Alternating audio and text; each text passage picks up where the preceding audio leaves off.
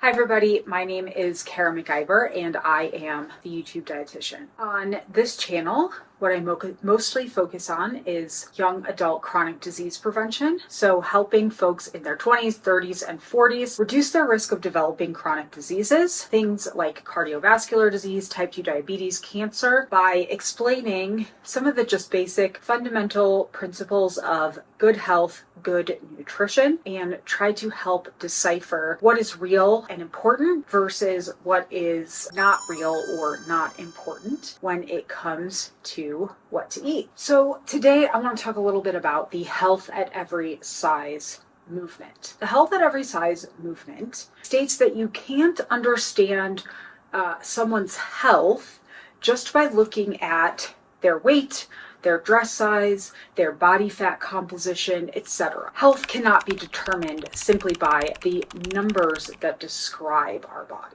And that really stands in opposition to what we've been taught and what the popular narrative is around health. Right? We're told that, you have to be this weight to be healthy, or BMI is how we understand if we are in a healthy, normal weight, if we're overweight, if we're obese, if we're underweight, etc. Some folks will even go as far as saying the people who operate in this health at every size framework are glorifying obesity, or they are encouraging folks not to get healthy. Now, as a registered dietitian, I want to explain what health at every size really means and what it doesn't mean. And I really do believe that a person can be healthy at any size. However, what I don't believe is that a person can be healthy at every behavior or at every dietary pattern. Now, weight and body composition, so the amount of muscle mass we have versus how much adipose tissue or fat tissue we have, those are reflective to some extent of our lifestyle. And there are some lifestyles that are healthier than others. And so I want to be really clear. When I say that someone can be healthy at every size, it doesn't mean that we're not thinking about our body or our health at all, or that we're always eating sugar, we're always eating candy, we're always eating sweets and desserts, we're always eating chips, we're always eating deep fried foods. That's not at all what health at every size means. What health at every size really means, or means to me, and I hope can mean to you, is that it is behaviors, not numbers, that dictate whether or not a person is healthy. And I hope that with today's video, I can both convince you that you don't necessarily have to engage in weight loss to be a healthy person, but also that there are a set of behaviors that can make us healthy. There are a set of behaviors that can make us unhealthy. And then there's also genetics, which we can't necessarily control and which does have a huge impact on our health.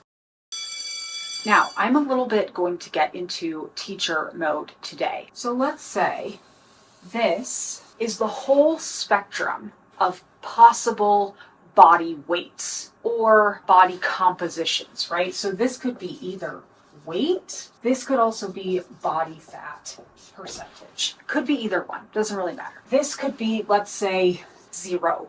You weigh 0 pounds, or you have 0 body fat. That's not possible, right? We all need some level of body fat for good health, but let's just, for example. And then this end of the spectrum is maybe, let's say, 1,000 pounds, or like 100%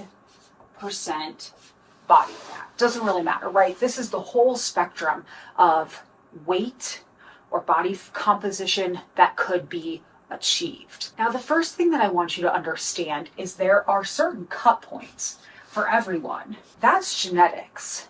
This is just the only body that you could be in with your genetics, for example. So I'm going to put genetics down there.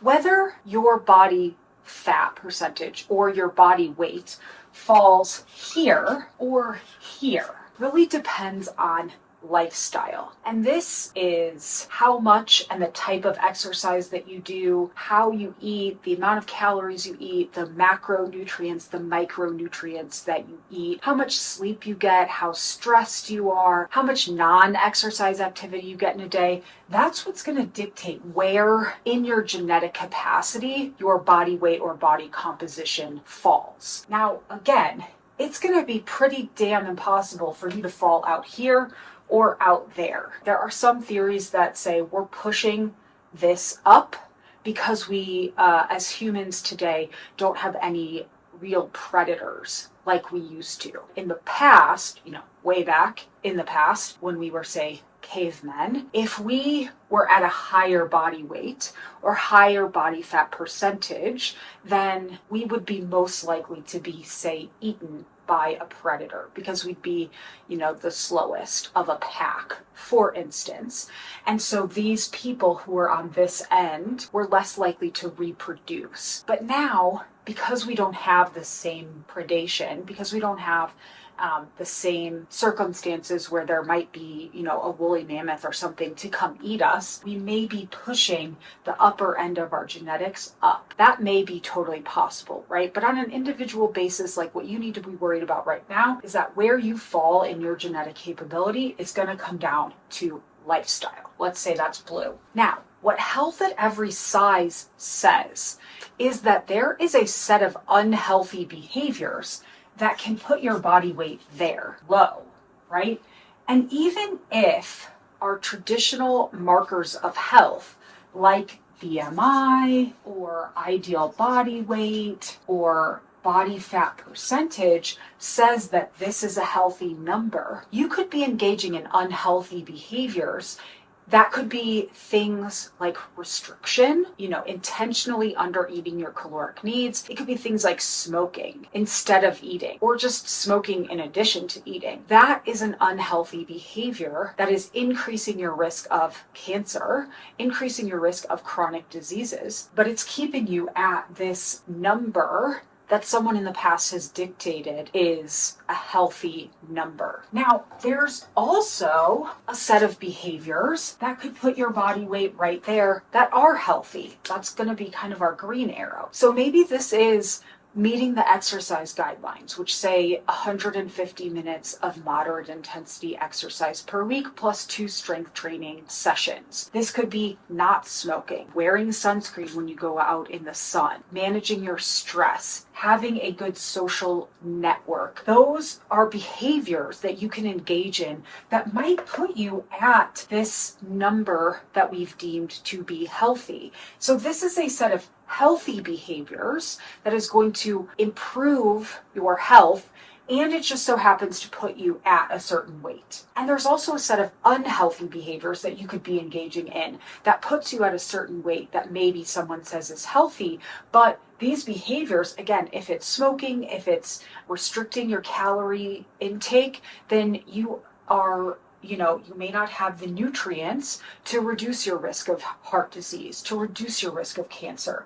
Again, if you're smoking, you're wildly driving up your risk of chronic diseases. You could be at a previously deemed healthy body fat percentage, but you're drinking a ton of alcohol, a high risk behavior. Similarly, you could be meeting the exercise guidelines. You could be getting, let's say, 10,000 steps a day. So you're getting lots of non-exercise activity. You're not smoking. You're not drinking or not drinking very much. And it just so happens that when you engage in those behaviors, you end up at that body weight. The Health at Every Size movement, and I would argue that this is actually your healthy body weight because you are engaging in the behaviors that reduce your risk of developing chronic diseases.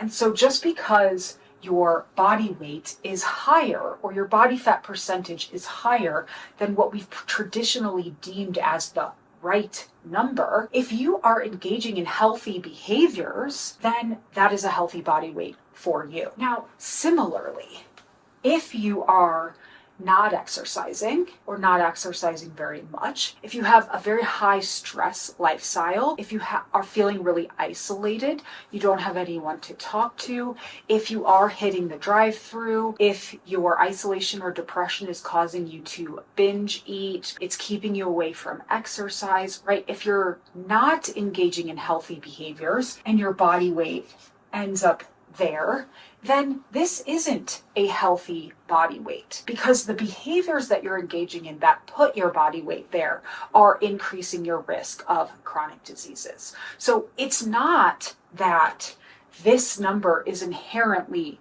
wrong or bad, and this number is inherently correct or healthy. It's all about the behaviors that put your body at one of these body weights. Now, again, for most people who are exercising regularly, who are focusing on limiting their added sugar, limiting their saturated fat, eating lots of fresh fruits and vegetables, eating whole grains, eating lean proteins, they are going to fall at a body weight that is appropriate and healthy for their genetics, for their frame, for their life. And so you can be healthy at any size. You can also be unhealthy at any size, depending on the behaviors that are getting you to that size. Now, oftentimes these behaviors lead us to be in smaller bodies, but maybe not always. Again, genetics is going to play a huge role in what your body can even achieve. What is even a weight or a body fat percentage that is attainable for you? And so I, again, would recommend engaging and being intentional about healthy behaviors, eating enough fruits and vegetables, eating enough fiber, eating enough protein, limiting our saturated fats, limiting our added sugars, meeting the exercise guidelines, controlling our stress, having a good support system to evade loneliness and isolation, not smoking, not drinking too much, wearing sunscreen when we go outside. We can control these behaviors. And if you're consistently doing those behaviors that we know reduce the risk of chronic disease, then where your body weight falls, where your BMI falls, your body fat percentage, that is your healthy weight. That is your healthy size. So again, when I say health at every size, I don't mean go fucking crazy, eat dessert for every meal of the day, do nothing but hit the drive-through, never exercise. All I'm saying is that choose healthy behaviors and let your body weight fall wherever it falls when you are living a life that you enjoy, that incorporates the behaviors we know reduce our risk of disease. So that is today's video. I hope I was able to give you a little bit of insight or perspective on the health at every size movement. I hope I was able to inspire you a little bit to let go of a really tight grip on a certain number, a certain weight, because that might not be the healthiest weight or size or body composition for you. And if you learned something from this, I would love a thumbs up on this video. If you want to hear more about what are healthy behaviors, how you can incorporate these healthy behaviors into your life and reduce the risk of chronic diseases in your life, then give me a follow and I will continue to make videos that give you some ideas of how to really do this in a sustainable and achievable way for your life. And thank you so much for being here.